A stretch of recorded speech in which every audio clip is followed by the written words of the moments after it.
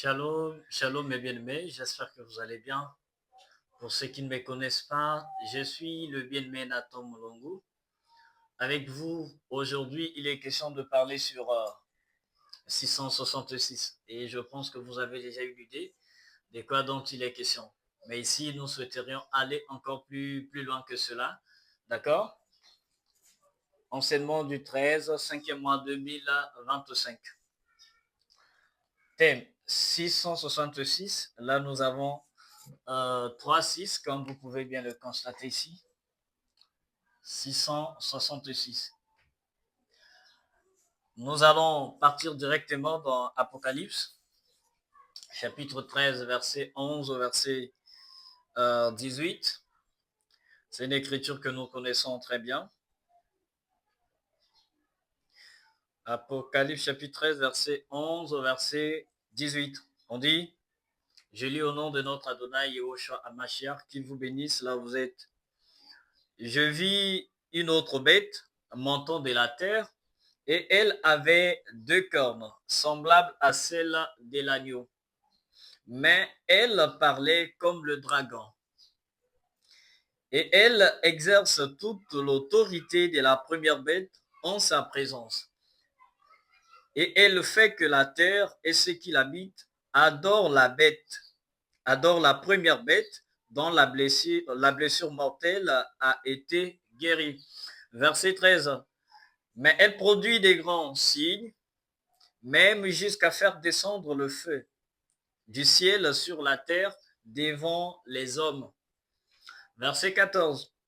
Et elle égare ceux qui habitent la terre à cause des signes qui lui a été donné de produire devant la bête, en disant à ceux qui habitent sur la terre de faire une image de la bête qui a été blessée par l'épée et qui a repris vie. Verset 15. Et il lui fit donner de donner un souffle à l'image, et il lui fut donné de donner un souffle à l'image de la bête, afin que l'image de la bête parle, et qu'elle fasse que tous ceux qui n'adorent pas l'image de la bête soient mis à mort. Verset 16. Et elle fait qu'à tous, petits et grands, riches et pauvres, libres et esclaves, il soit donné une marque sur leur main droite ou sur leur front, ce qui est communément appelé la marque de la bête. Ok. 17 et 18.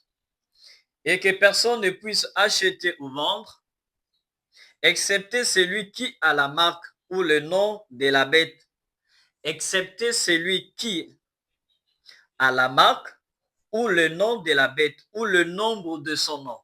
D'accord? Ici est la sagesse. Que celui qui a de l'intelligence calcule le nombre de la bête, car c'est un nombre d'hommes, et son nombre est 666. C'est un nombre d'hommes, et son nombre est 666. Je répète, verset Apocalypse chapitre 13, verset 18. Ici est la sagesse, que celui qui a de l'intelligence compte le nombre de la bête, car c'est un nombre d'hommes. C'est un nombre d'hommes. Et son nombre est 666. Bon, pourquoi on dit que c'est un nombre d'hommes? C'est là-bas que j'aimerais parler pour ces tout premiers numéros. On nous dit que c'est un nombre d'hommes. C'est un nombre d'hommes. Voilà pourquoi il y a Genèse chapitre 1 ici. On va lire pour comprendre. Ce que nous retenons ici, on nous dit que c'est un nombre d'hommes. C'est un nombre d'hommes et son nombre est 666. D'accord? Nous prenons Genèse chapitre 1, versets 26 à 28. Ok. Elohim avait dit, nous ferons Adam à notre image, selon notre réplique. Ils domineront sur les poissons de la mer, sur les oiseaux des cieux, sur le bétail, sur toute la terre et sur tout reptile qui rampe sur la terre. 27. Elohim créa Adam à son image. Il a créé à l'image d'Elohim. Il les a créés mâles et femelles. 28. Elohim les bénit, Elohim leur dit, portez du fruit, multipliez-vous, remplissez la terre et assujettissez-la, dominez sur les poissons de la mer, sur les oiseaux des cieux et sur tout vivant qui rampe sur la terre. Mes très chers bien-aimés, si nous répartons au verset 23 de Genèse chapitre 1, bon, je peux prendre même 22, hein.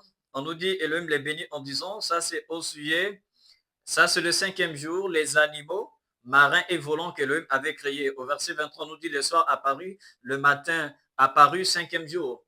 Et ce que nous avons lu, la création de l'homme, ça c'est connu. L'homme fut créé le 6e jour. Si je peux me permettre de prendre le verset 31, Elohim vit que tout ce qu'il avait fait, et voici, cela était bon. Le soir apparu, le matin apparu, 6e jour. D'accord? L'homme fut créé le 6e jour. L'homme fut créé le 6e jour. Sixième jour. Voilà. Donc, l'homme fut créé le 6e jour. Ici, rappelez-vous, on nous dit que c'est un nombre d'hommes. C'est-à-dire, le nombre de la bête se réfère au fait au nombre d'hommes. Et en lisant ici, nous avons compris que l'homme fut créé le 6e jour. Lorsque Elohim dit ici là que c'est un nombre d'hommes, ça veut tout simplement dire que cela se réfère à l'homme. Or, l'homme s'identifie avec le chiffre 6, parce que l'homme fut créé le 6e jour. Lorsqu'on dit que c'est un nombre d'hommes, cela se réfère au chiffre 6, parce que l'homme fut créé le 6e jour. Ce n'est pas en vain qu'Elohim a dit 666, parce que 6 se réfère à l'homme. L'homme, voilà. 6 se réfère à l'homme. Pour une très belle compréhension, il faudrait répartir ici, relire pour que nous soyons bien informés, bien connectés. Notre compréhension sera plus grande et plus forte que cela. Apocalypse chapitre 13, 18, je répète cela. Je peux prendre 17, 18. Hein, et que personne ne puisse acheter ou vendre, excepté celui qui a la marque ou le nom de la bête, ou le nombre de son nom. Verset 18, ici est la sagesse, que celui qui a de l'intelligence calcule le nombre de la bête. Celui qui a de la sagesse, de l'intelligence, calcule le nombre de la bête, virgule, car c'est un nombre d'hommes.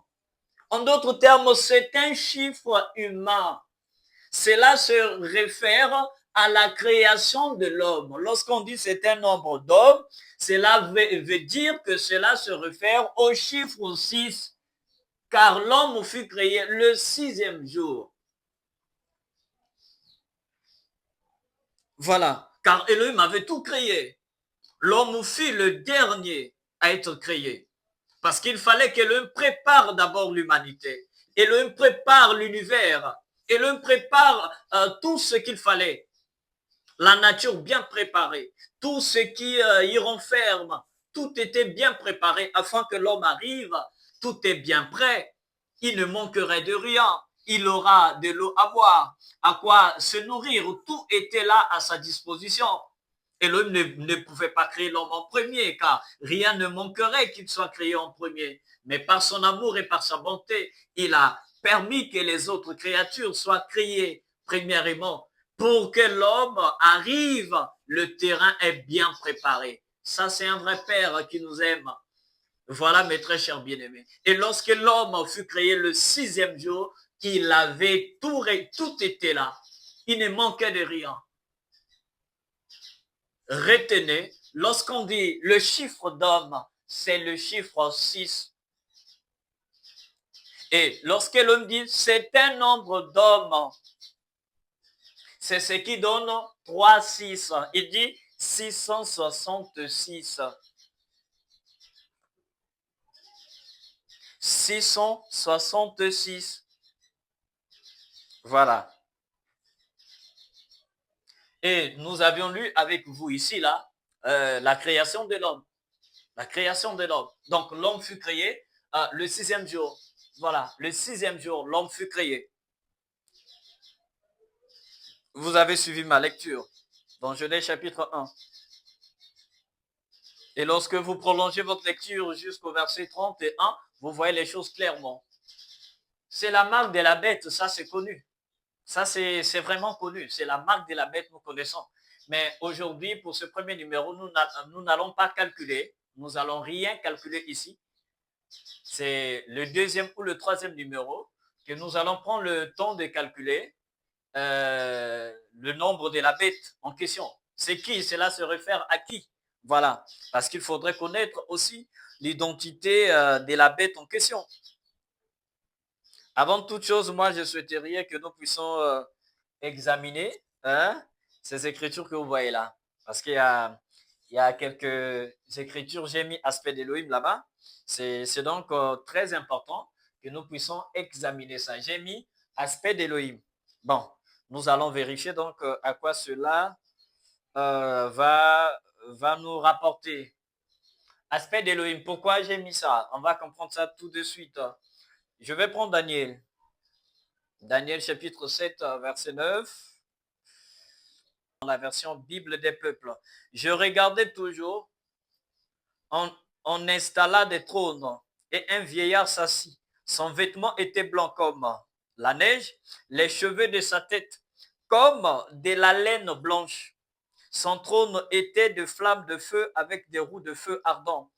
Dans la version Bovette-Baudet, on nous parle aussi des vêtements comme la laine blanche, ses cheveux comme de la laine pure. Voilà.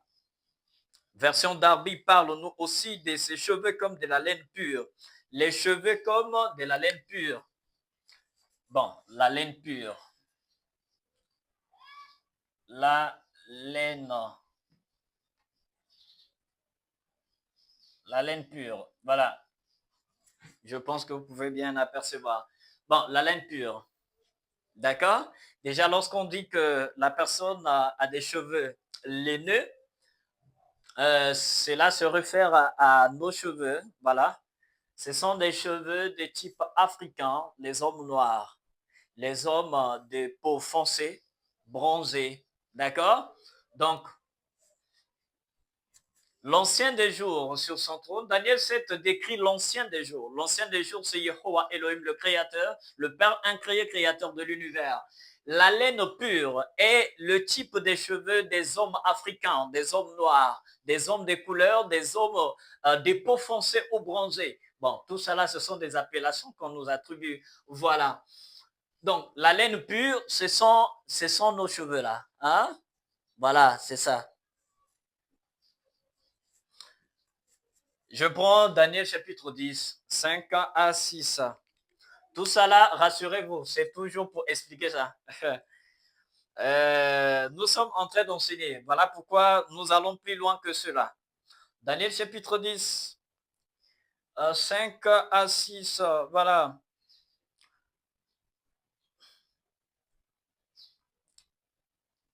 D'accord. On nous dit, comme je levais les yeux, je vis un homme habillé de lin, qui portait une ceinture d'or brillant. Son corps semblait de pierres précieuses. Son visage avait l'aspect de l'éclair. Ses yeux étaient comme des lampes de feu. Ses bras et ses jambes. Wow. Ses bras et ses jambes. On nous dit, ça c'est dans la version Bible des peuples. Son corps semblait, il a un corps. Dans son aspect visible, il a un corps. Ici, il s'agit de la description ou bien de l'aspect d'Elohim sur son trône. C'est pas moi qui le dis, hein. Voilà. Bible des peuples. On nous dit son corps semblait de pierre précieuse, son visage avait l'aspect de l'éclair, ses yeux étaient comme des lampes, mes très chers bien-aimés, des lampes de feu. Ses bras et ses jambes avaient l'éclat du bronze poli et ses paroles résonnaient comme le vacarme d'une foule. Et je vais prendre encore quelle version ici, là. Version Beauvette Bonnet 1900, on nous dit, je prends directement ses bras et ses pieds paraissaient comme de l'airain poli. Nous avons déjà deux termes, bronze poli, l'airain poli. Je prends encore quelle version? Version Campon, c'est quasiment la même chose. Darby, c'est la même chose, la parole de l'airain poli.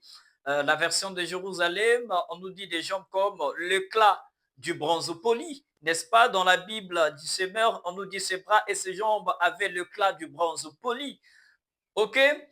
Parole de vie, on nous dit ses bras et ses jambes brillent comme un métal poli. D'accord? Donc, nous avons bronze qui est égal donc à quoi? Les reins. Voilà. C'est ce que nous retrouvons ici de la description de celui qui est assis sur le trône, l'ancien des jours. Sans plus tarder, nous allons prendre Apocalypse, mes très chers bien-aimés, Apocalypse chapitre 1. Voilà. J'espère que vous êtes en train de suivre. Ne vous perdez pas, suivez-moi attentivement. Et ne pas suivre la vidéo à moitié. Il faudrait la suivre du début jusqu'à la fin. Sinon, tu ne vas rien comprendre. Ça, je te promets déjà. Apocalypse chapitre 1, verset 13 au verset 15. Qu'est-ce qu'on nous dit? Je lis au nom de Yehoshua Hamashiach, notre Elohim. Et au milieu de cette chandelier d'or, comme un fils d'homme. Comme un fils d'homme. Vêtu d'un vêtement qui descend jusqu'aux pieds, comme d'un fils d'homme. Voilà. Ici, on nous dit, son nombre est un nombre d'hommes. Voilà. Ici, on nous dit comme un fils d'homme. Apocalypse chapitre 1. L'aspect de la personne qu'il voyait au milieu, comme un fils d'homme. Vêtu d'un vêtement qui descend jusqu'aux pieds. Et ceint sur la poitrine d'une ceinture d'or. 14. Et sa tête et ses cheveux blancs comme de la laine blanche. Voilà, la laine pure, c'est la laine blanche. C'est le type des cheveux des hommes africains, des peaux bronzées. C'est aussi le type des cheveux des Haïtiens, n'est-ce pas? Nos frères des Antilles, apparemment, n'est-ce pas? C'est le même, je dirais quoi, le même aspect. Donc, c'est le même type de chevelure. Comme de la laine blanche, la laine pure. Voilà, c'est comme ça qu'on appelle cela. Et je vais poursuivre verset 15 apparemment. Parce que là, j'ai dit jusqu'à 15. Je vais lire aussi dans plusieurs versions. Parole de vie. Ses pieds semblaient faits d'un métal très solide que le feu a rendu brillant. Voilà. Je prends Bible du Semeur et ses pieds, intesselés comme du bronze incandescent au sortir d'un creuset.